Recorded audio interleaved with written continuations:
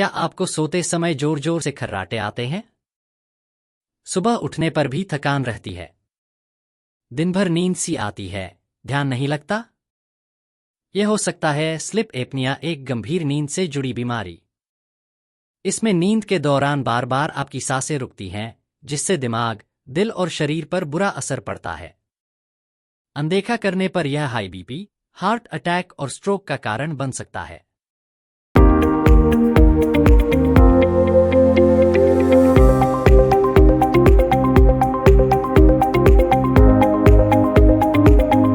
अच्छी बात यह है, इसका इलाज संभव है। आज ही नींद से जुड़ी जांच करवाएं और एक बेहतर, सुरक्षित जीवन की ओर कदम बढ़ाएं।